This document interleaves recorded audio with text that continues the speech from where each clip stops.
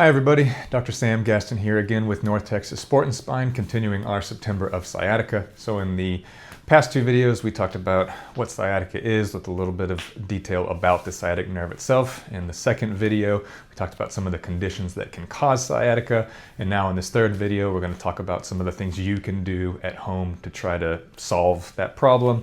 And if that doesn't work, in the fourth video we'll talk about what you might expect if you went to go get treatment, whether that's from a chiropractor, PT, or somebody else. So first things first, after an initial injury that causes symptoms like you might see with sciatica, you're probably going to want to start with some ice. Generally, ice is good for the first 24-48 hours after an injury. It'll help with inflammation, get the pain under control a little bit, stop any swelling, and it numbs it, so it makes things that hurt a lot hurt less. You're gonna typically want to do 20 minutes on, 20 minutes off with ice, not directly onto the skin, because you don't want to do an ice burn, anything like that. But after that first 24-48 hours, you might want to switch to heat. Heat is generally going to feel better on the muscles, help loosen them up, which will make it easier for when you transition into stretching and trying to mobilize that area. Definitely don't want to stretch right after you have the ice on, because it's going to tighten things up, stiffen things up, and then now you've got a tight muscle that you're trying to stretch that could pull on injured areas depending on what the cause of that sciatica is.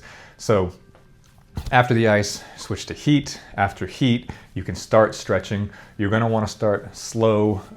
Don't dive into anything. Don't do any violent twists, anything like that. At this point, you still don't really know what's going on. All you know is you've got that shooting pain down the leg and you don't like it. So you could try a hamstring stretch, but with some conditions, especially like a bulging disc, herniated disc, something that's putting direct pressure on that sciatic nerve, you straighten that leg out.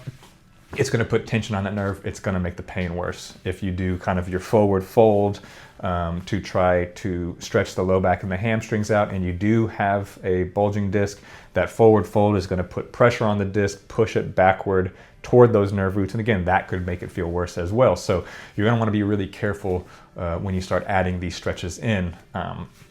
If we get into something closer to piriformis syndrome, like we had talked about in the previous video, you're going to want to get into more of a figure 4 stretch. So there's multiple ways to do that. Easiest one is probably pulling the leg up and just doing some light pressure while you're seated.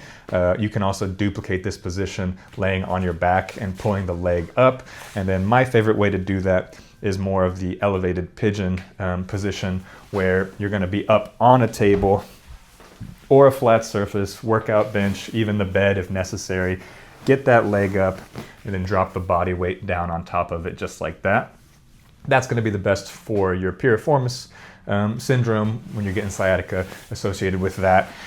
You've probably also heard of people getting lacrosse balls, foam rollers, things like that, putting it on the muscle and then getting the body weight over on top of it. That can work as well and will definitely be helpful if you are dealing with sciatic type pain from a tight muscle or something along those lines. So those are some things you can do at home just to try to get the symptoms to calm down some. But if you end up in a position where those things aren't working, it probably is a time to get some professional help. So in the following video, we will detail what you could expect if you go to chiropractor and they're trying to help treat you for that sciatic type pain.